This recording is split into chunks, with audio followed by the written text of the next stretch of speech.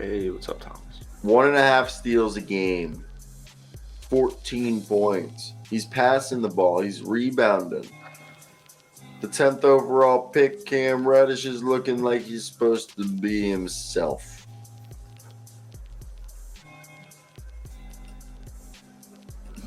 I understand, Thomas. What do you think, Jackson? About Cam Reddish? Yeah, tell me about Cam Reddish. My eyes are just not open, but they are open, and I just look like an anime character. I would say, yeah, last night was cool because he wasn't really making his shots, and he had 8 assists. It's working out in Portland's favor. Say it. I know the Knicks are undefeated with Josh Hart, but it just, Josh Hart was about to get a nice payday somewhere else. So trade him while you can. And Cam Reddish is a nice guy to take a flyer on. Portland could definitely use it. I still wish Portland went a little bit differently at the deadline, but from what I've heard, it's this coming off season is what they're doing. Yeah, I've just heard that for like 10 years now, but Cam can be a part of it. I mean, he's playing good right now. He's played good since he's got to Portland. Fresh start, another fresh start. Hopefully this is what we see for the rest of the season. So from what I'm understanding is Joe Cronin, the GM of the Trailblazers, he's basically said they did small retooling with the team this year. Plan is, to make a strike big this offseason because the team they built this year was just a stepping stone because what it did to create cap space for them. And I've heard rumors where they love Anthony Simons, but they've decided that at this point, the small backcourt isn't working anymore. They've tried it with CJ McCollum. They tried it with Anthony Simons. I think they want to follow, and that's why they like Cam Reddish. And the guy that I'm about to talk about next is because they want to follow the Golden State Warriors blueprint where you got Damian Lillard in that Steph Curry role. And then you get, 2 shooters on the wings, like, your Klay Thompson and your Harrison Barnes / Andrew Iguodala / Andrew Wiggins, like how they've done where they have 2 6'7" dudes next to Klay Thompson and Andrew Wiggins, or Klay Thompson and Harrison Barnes next to Steph Curry. And I think that's what I've heard from what the Blazers want to do this offseason is build a big 2-way roster around Damian Lillard. But this has led to another guy in the name of Matisse Thybulle. The guy's shooting 5 3-pointers a night as a Portland Trailblazer. 5 3-pointers a night. He's another example of the Trailblazers over here playing like I don't know. I think the Trailblazers are instilling the belief in their players that, hey, you might have been given up by one organization, but we ain't going to give up on you. What are your thoughts on Matisse Thybulle? Shooting 5 threes a night at 40%. Yeah, I mean...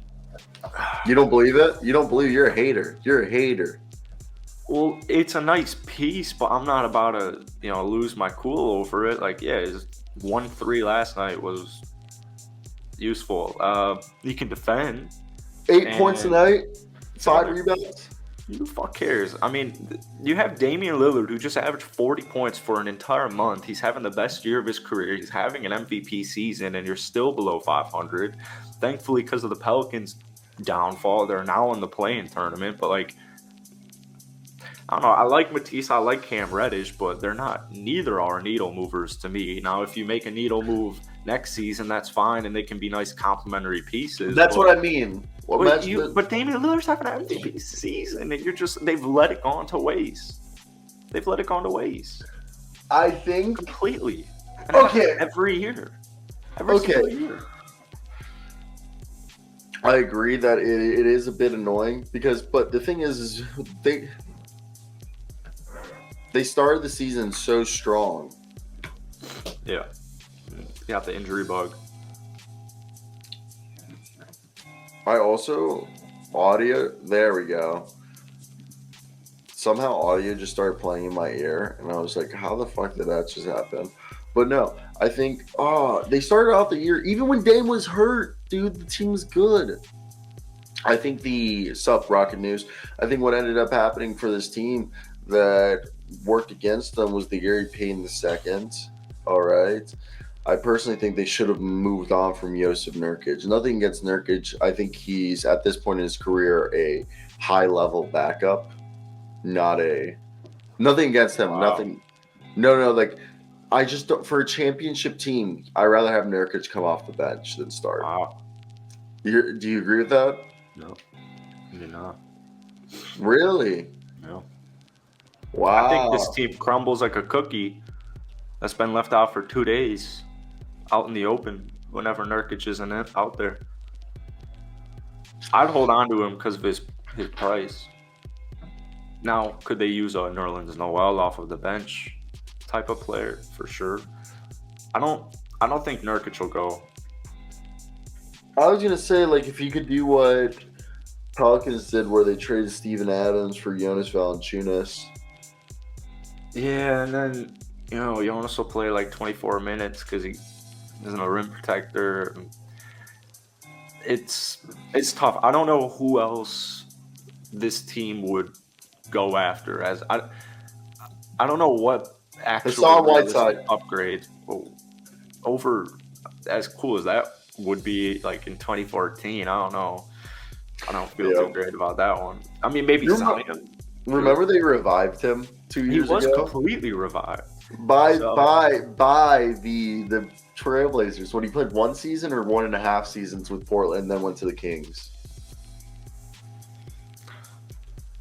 I mean, yeah, I like Nurkic a lot, and I like him a little bit more than Hassan, even though a homecoming sounds a little cool. I don't know what Portland does from here for the rest of the season. You just continue to run it up. And, yeah, I mean, Matisse is a nice role player. Cam Reddish has a little bit of a higher ceiling for sure. And he's been playing well. And Matisse is doing all right for sure. He's making those threes. I hate to see what's happened to the Portland Trailblazers season. It was so hopeful at the start.